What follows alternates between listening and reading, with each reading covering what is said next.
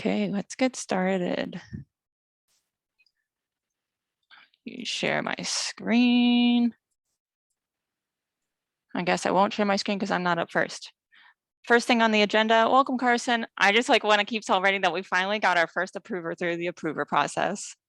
And that makes me really happy. So Carson's our newest logging in metrics approver.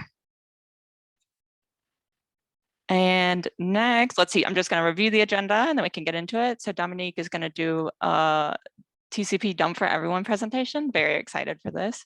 Oh, maybe I should record. Is this being recorded? It's recording now, I think. Oh, okay. Recording. Someone else clicked record. Great. Plamen, is that how you pronounce your name, by the way? Yeah, exactly. Okay, Plamen wants to chat about a Diego issue that they discovered. And then I'm going to give an overview of the routing and networking CI because 30 seconds before I joined this meeting, I gave all of the approvers access to the pipeline. So let's start with Dominik. Okay, let's try this. Okay, desktop share. Can you see me on the screen? Yeah. Oh yeah, it's supposedly showing some slides now. Yep. All right. Okay. Tcpdump for everyone.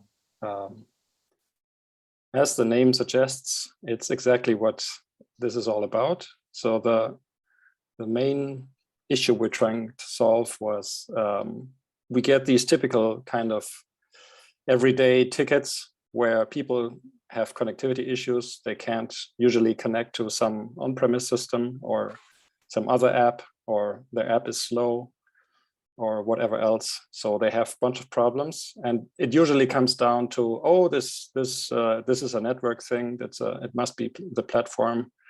Let's have a session because we can't dig into it. The logs aren't showing enough info, and let's have a Tcpdump together because we can't do it and you are the admins and therefore you have to do it.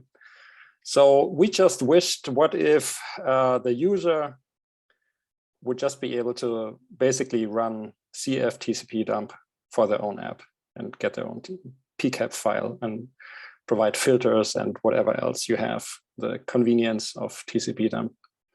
And the main idea was, how can we make this happen without actually running Tcpdump? Because you need to be root to do that, or at least have the privilege for it, and without giving the end user like access to, I don't know, Diego and Bosch.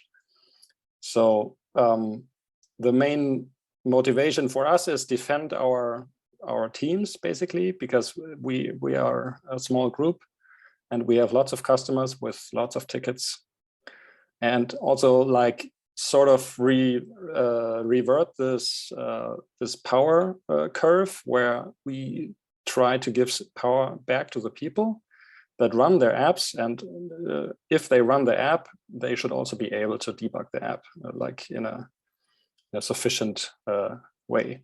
Also, we usually tend to have some sort of spooky problems, I call them, somewhere in between Envoy and the app. Also, we sometimes get some issues that are pretty hard to find. And then there's the infamous dump everything scenario, where we don't actually have a problem in the Cloud Foundry side, but we have a problem on the Bosch side, where some customer in some remote location tries to connect. They get timeouts, or they get handshake failed errors, and we also get them. Trouble is, that's all we get. So as you may know, we are running HA proxy in front of GoRouter, but even if it were only GoRouter directly exposed to the internet, we would still have similar issues in that nature, that we basically have no information what exactly went wrong. And for us, this usually means HA proxy will just print one log line that says handshake failed, or TLS handshake failed. And that's pretty much all we have, and that's next to nothing giving back to the customer. And therefore, we would like to be able to also just run Tcpdump basically everywhere on the entire ingress layer, all HA proxies at the same time, with a meaningful filter, of course, to be able to track down these kinds of issues. And right now we can't do that, but we would very much like to. Also, the thing about evidence, usually, it's kind of a losing battle if you have no wiretap information, and the customer just claims it's not their fault and it must be your fault. You sort of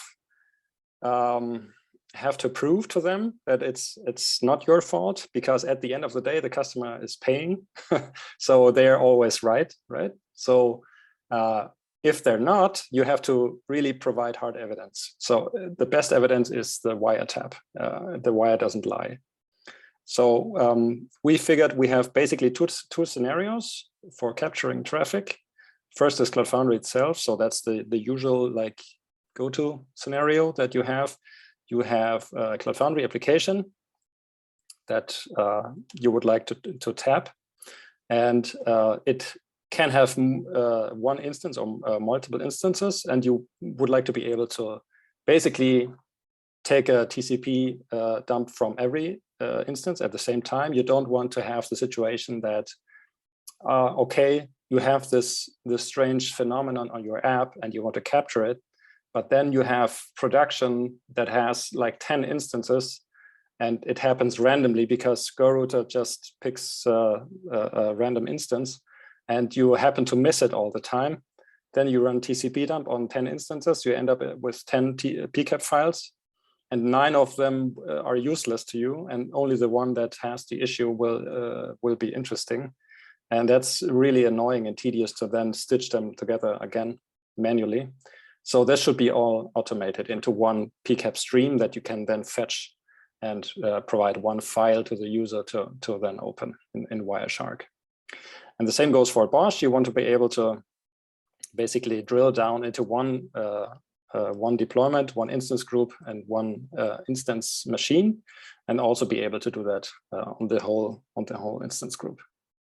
Then there's a second scenario for each of those like major scenarios, which is if you happen to have a lot of traffic, like, I don't know, more than a few megabits per second, you usually run into the problem that when you stream it back to your own machine, you're the bottleneck, right? You have usually the smallest bandwidth available to you. So you would have to sort of buffer this traffic in between, because you can't just consume it all. For this, we would like to have a second option that basically, instead of directly streaming the PCAP data back to you, it would be stored somewhere upstream for your convenience to download later at some point, so that it doesn't block you on your bandwidth. Okay, I will demonstrate now one like the 80% scenario. That's like the Cloud Foundry application running on 1 or 2 instances, and it streams directly back to me. Before I continue, any questions so far from your side? Guess not. No questions, but I will say this use case very much resonates. So I'm very excited. Okay, I have 2 shells here. On the right-hand side, I have a Cloud Foundry agent running. I basically have some couple of apps that I can query. And one of these apps is the X-Forwarded4 app that we have as our go-to app. It's like the Hello World thing. I can curl this app on the left shell, and it basically just responds with the X-Forwarded4 header that it sees. In this case, it's my own IP plus the IP of HA proxy. So that's all to it. It's just one single web page returned. And here on this, in this CF-CLI, I have a small plugin installed. It's called CF-PCAP or Tcpdump. It's an alias. It's just shorter to write PCAP. And it basically allows you to select your app and provide a file where to put the PCAP. From that app, it also allows you to add a filter, and the filter expression would be the same as you would put into Tcpdump itself. So it understands the same syntax, and it also allows you to like drill it down into individual instances. Like if you want only instance 0 or instance 0 and 1 or all of them, you can select that. It allows you to have filtering on different types of apps, like types of processes in the app. Usually you don't need that because you usually have one web type application, but you can have like a web and a worker application in one app. And to be able to distinguish between those, we need that type of filtering. And then you can filter also on the network interface. So usually in Cloud Foundry, you have like the local host that's always there, and you have Ethernet 0, like the virtual Ethernet 0 that you can have. That's interesting because it allows you to distinguish between HTTPS and HTTP traffic, in that usually when you do localhost capture, you get the traffic that's Envoy talking to the app itself in the container, and that's unencrypted.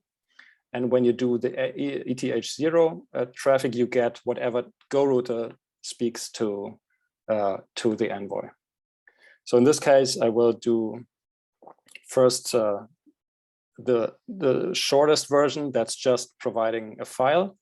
This will default to using all the instances of this app.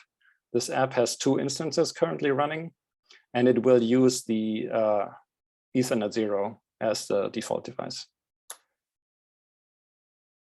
Okay, so it's now capturing. I will just issue a couple of curls on the left side. And as you can see, it's basically collecting this data, coming back and writing into this one PCAP file. Also, as you notice, I've stopped the curls and there's still data coming in. That's usually the keeper lives that's coming back, and the fins, the fin packets coming back from Go router. So let's stop that. Control C. So now I have Wireshark. Fire that up and open the PCAP file. And here you see very nice all the traffic that went through, like the beginning to end, and also the keeper lives coming from this 10 IP. That's the Go router IP, and the larger one, the 21 at the end. That's like that's the app itself. And as you also can see, it's encrypted here. So I can see the TLS handshake. Also nice to see, for example, the server hello, where you see the server certificate, the CAs that are being used, and the extension, the SAN list, and so forth. So if there's a problem there, you can also easily debug that.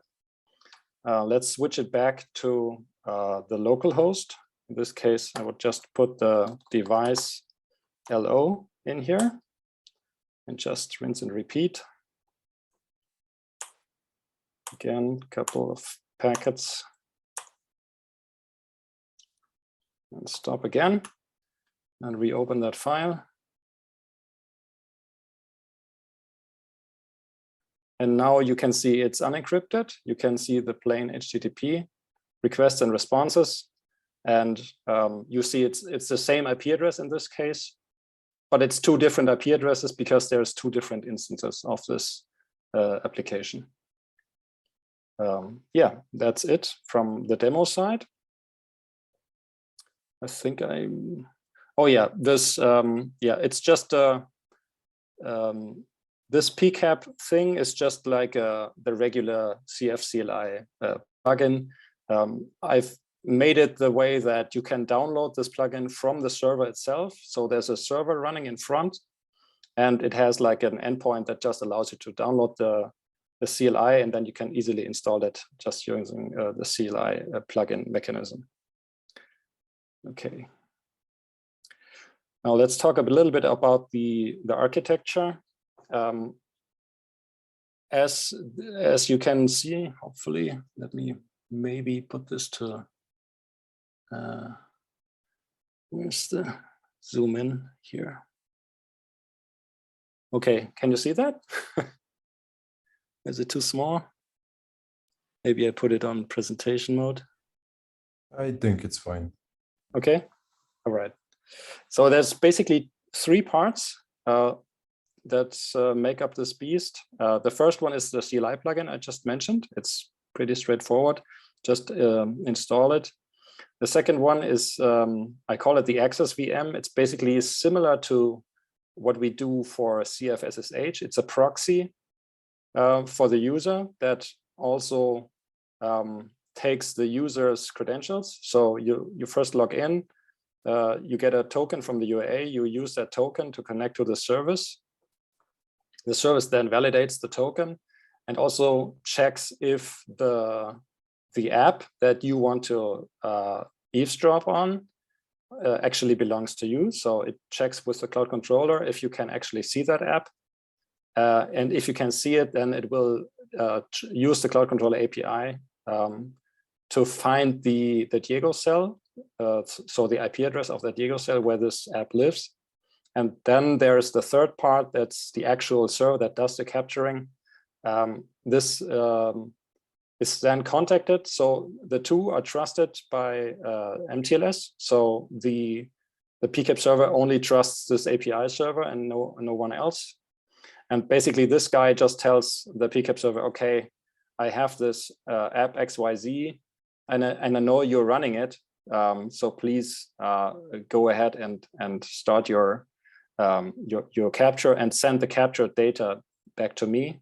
So this guy starts the capturing, and then just basically the way this works is it asks which runC container is responsible for this app, and then which process ID does this container have, and then it enters the network namespace of this process.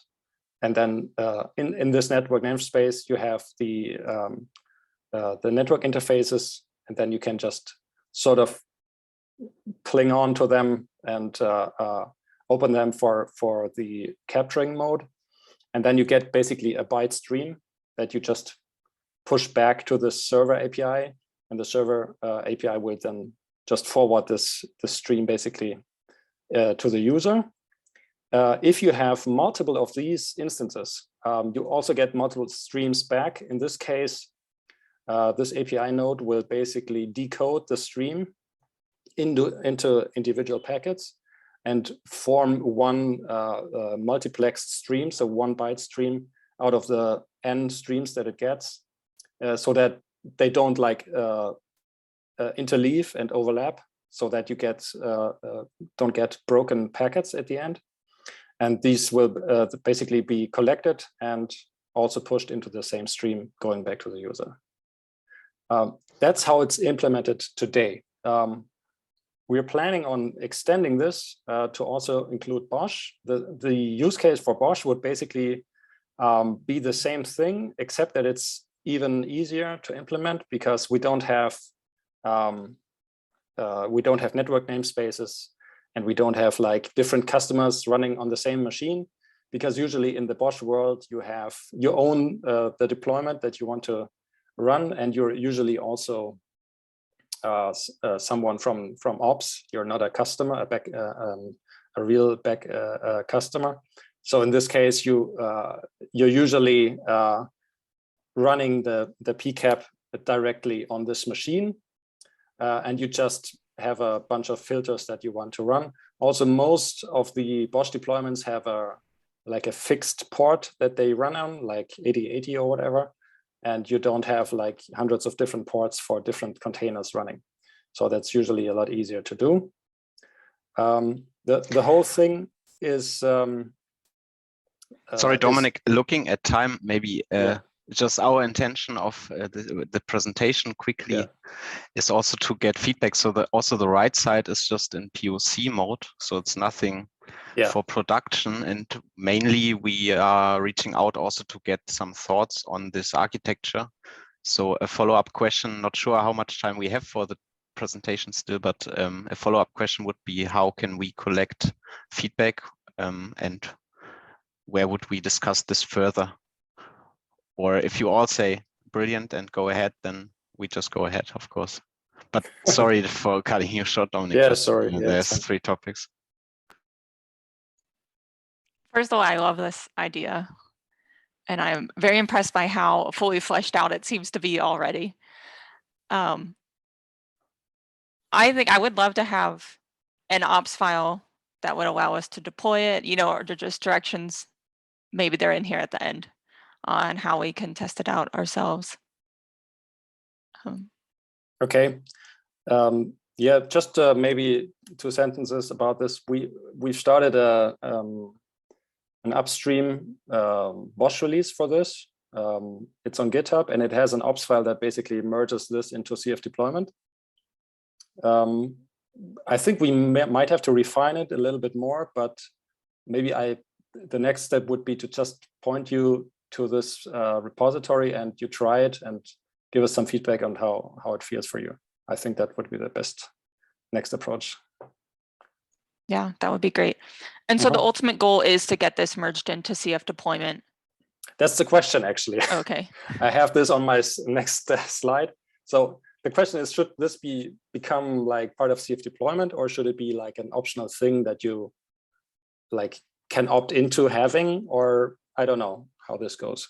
So this would be, yeah, kind of the discussion that we need to lead. But I think it might have to be in a different another meeting that has more time. Sure. Maybe for that discussion, you could also open up an issue in CF deployment and link to your repo. Oh yeah, that's a good idea. Stuff. Yeah, and then we can have that discussion there. All right, thank you. Do we need some other documents? So I know Stefan Lay and team did this RFC-like Google Docs thing, or is the issue sufficient? For me, the issue is sufficient, but I'm not in charge of the working group. I don't even know, deployments. I would say it's a different working group, right, to get it merged into CF deployment. So I would ask whoever's the head of that. Okay. Yeah, but we should find a way to share the architecture at least also and get some feedback on this. I think we can maybe start this using the issue and then branch out from there wherever needed. Should be fine. Yeah, add all the links. And we can add a link to this video when it becomes available. Thank you so much, Dominik. Welcome. Plamen, would you like to go next? Yeah, okay, thank you. And I'm happy to go long if others are so. Well, so I would like to bring to your attention a problem that hit us last week, actually. So far, what we currently have is a credential rotation implementation procedure in place. So we frequently do rotation of any type of CF credentials, and BBS encryption key, luckily, is one of them. And by doing so, at the end, we realized that there is an issue with the rotation if there is a rotation in place. So once the credential itself gets rotated several times, 1 second, and at the 3rd time, seems like a problem appear. So at least for now, we managed to find out that there is entries into the database which does not get re-encrypted, and at some point in time, the BBS itself starts to complain with some weird error messages. Luckily, we managed to identify that actually this is a sort of a regression from our point of view, and we managed to stop it right before releasing on our live environments more than a week ago. And since then, we are trying to mitigate it wherever possible. But luckily, since the day we managed to do so, and right now, as we currently have disabled our credential rotation procedure explicitly for the BBS encryption key, but we would like to have it enabled as well. At least for now, I have planned to go straight forward and fix the issue. I also have my colleagues Mario and Konstantin here. They work tightly with regards to identifying where the problem is and eventually think about how to fix, mitigate, whatever. But more or less, I wanted to ask whether some effort is expected on the community side, or we directly go straight forward and try to fix it ourselves. As we had a discussion earlier today, I think, I don't remember exactly when, maybe I should share a screen. Can you see my screen? Not yet, Mario.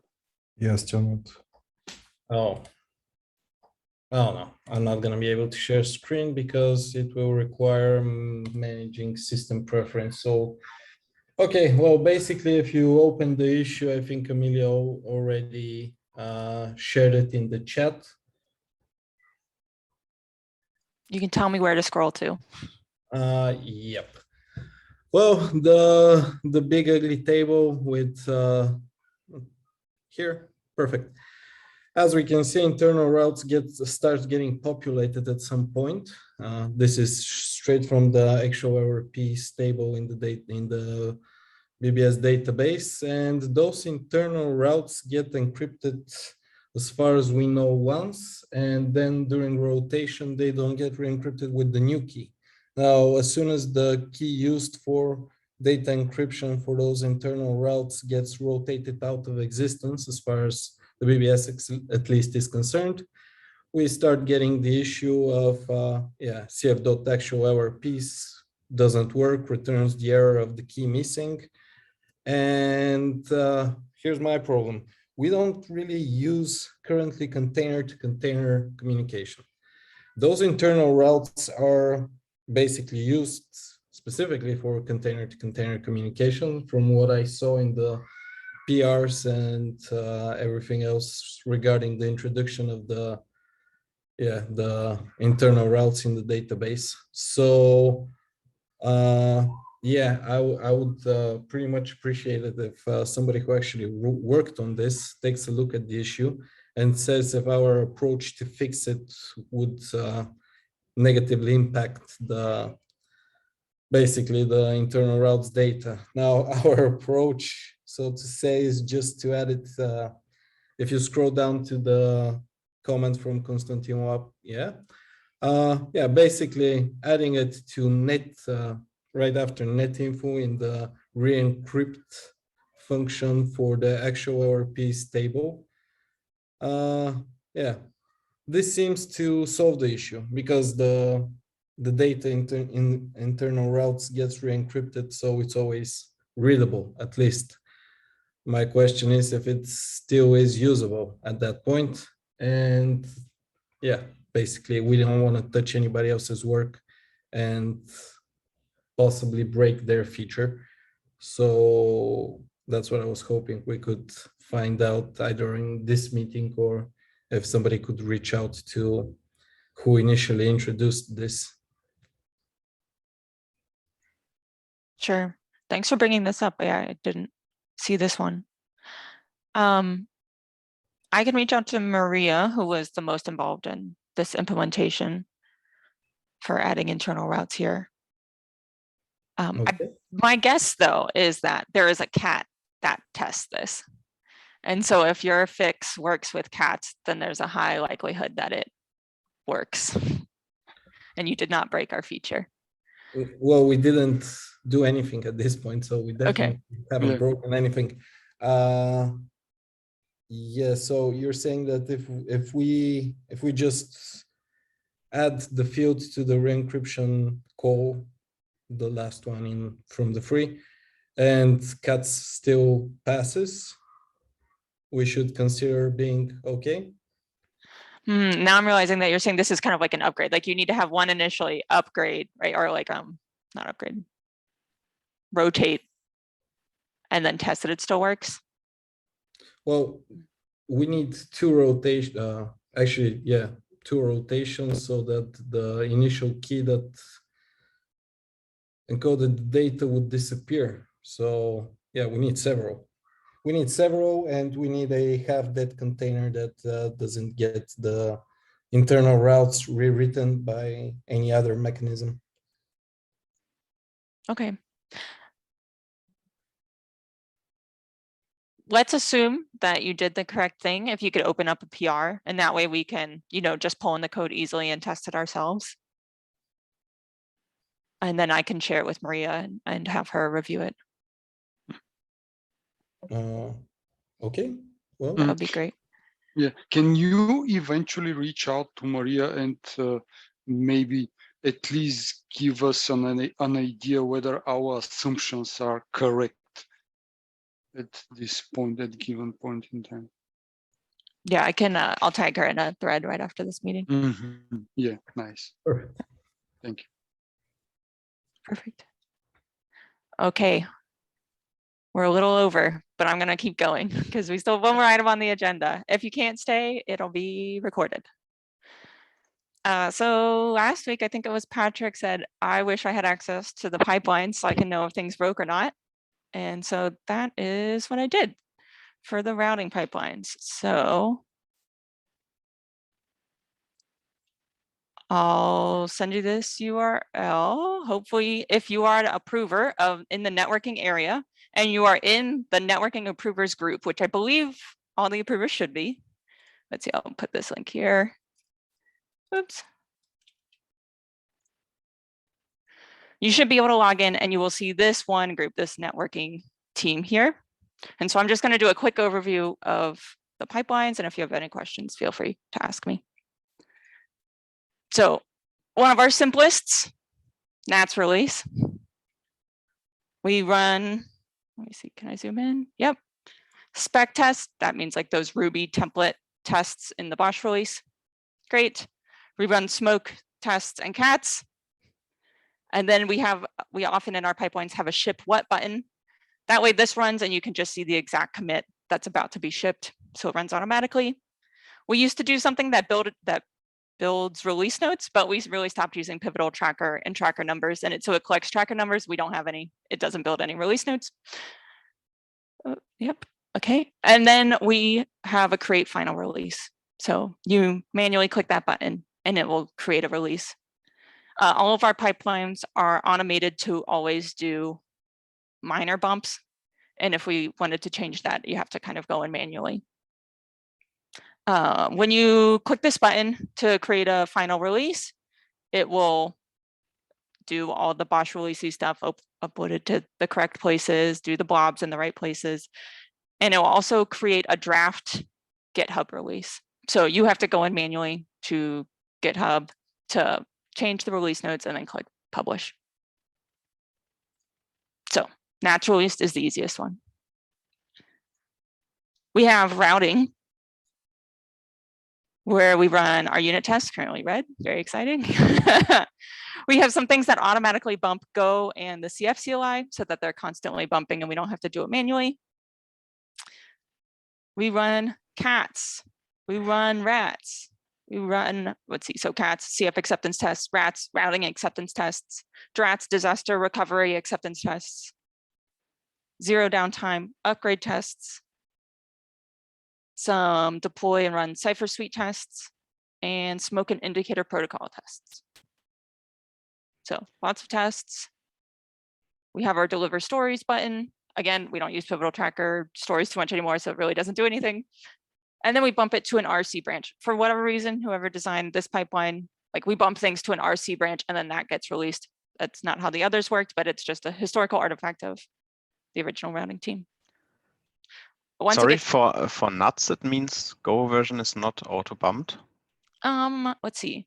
For NATS, I think it might be hidden here. Oh yeah, okay. Here it is. Just hidden. Some are Thought hidden, I've some seen aren't. Okay, thanks. Yep. I believe we have these all pinned to a minor version. So right now they're all pinned to Go 117 and they will continually bump Go 117. We are in the process right now bumping to Go 118 and then they'll stay pinned to that. We don't like free floating on the, oh, sorry, those are patch version. No, pinned to minor versions. We don't like free floating on minor versions because of all the changes that Go has. We want to think deeply about, you know, the release notes and say, are we ready for this change? Is it going to break our customers? Okay. So routing release at the end of this one, it bumps to a release candidate branch, and then it goes to routing final. All you do is you manually click this create final routing release, and it does the same thing. So it creates your GitHub release. You have to go in and manually, or it creates your GitHub draft release. You have to go in, edit the release notes to be whatever you want. GitHub has like the great feature now that it like diffs your commits, and it like really nicely makes release notes for you. And so usually that's what I use. Okay, that's routing. You may or may not know there is a routing API CLI. It's like RTR. I don't know of anyone that uses it. Maybe you have before. We pretty much only release this when there's a new version of Go. I think this one does not auto bump. Routing, so it runs units and then we create a release for it. It's just a little CLI. This one's red. I looked at these this morning. These are our Docker images that the tests run on, or that all of the jobs run on. Oh, right now, like I said, we're in the process of bumping to Go from Go 117 to Go 118. And I think that's why they're red. So someone's looking at these. And so anytime we change our Docker files, they will automatically rebuild. So then the next time the jobs are run in the pipelines, they use the updated Docker image. Then we have the CF networking pipeline. This is combined CF networking and Silk. They're so intertwined that we test them together and we release them together. And so they are always like on the same version. That way we don't do like a compatibility matrix or anything. It's like, okay, if you're going to run 2.1.0 of CF networking release, you should run 2.1.0 of Silk release. So again, we run units for both Silk and CF networking, template tests, and then we have some unit tests that require databases. This one we started using this new like across thing that Concourse introduced. So you can run the same task like across kind of like a matrix. And so we test with Postgres, MySQL, and MySQL 8. So we started getting fancy in this one. Oops. We deploy some test environments. We run smokes. We run some acceptance tests and performance tests. We build a release candidate and we ship it. So manually clicking here to release it. And again, there's like some things hidden up here, like we're working on moving things to Jammy. So you see we have like some test pipelines up here testing out Jammy. We have a bumps pipeline. So here's where it bumps Go automatically for things. And then lastly, we have some pull request pipelines, which I'm not quite sure how they are set up, except that they result in these pipelines being built whenever a PR to Silk or CF networking occurs. And so here's an example of one that happened and it got red. Yep. And I believe they auto delete when they're successful. How do you test a PR, for example, on GoRouter or? On GoRouter, like we don't have any automated PR pipelines. Someone brought that up recently. Was it Patrick? So we ask people to manually test it right now, or like before I merge it in, I test it. Like I run tests on it and then I merge it in. But adding PR pipelines for routing, NATs, the other things is like an item we would like to do, but just haven't gotten to yet.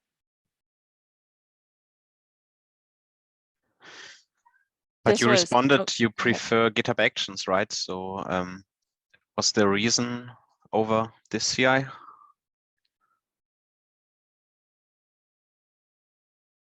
My opinion is that the CI is, I don't think every PR needs to run an entire cats. That to me seems extremely heavy-handed.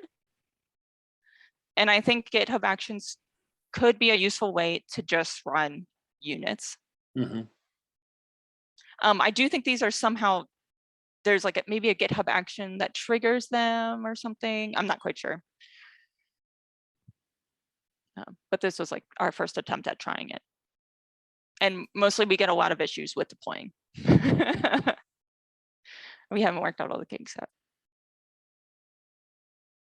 So yeah, my reason for actions was it seems simpler and more streamlined.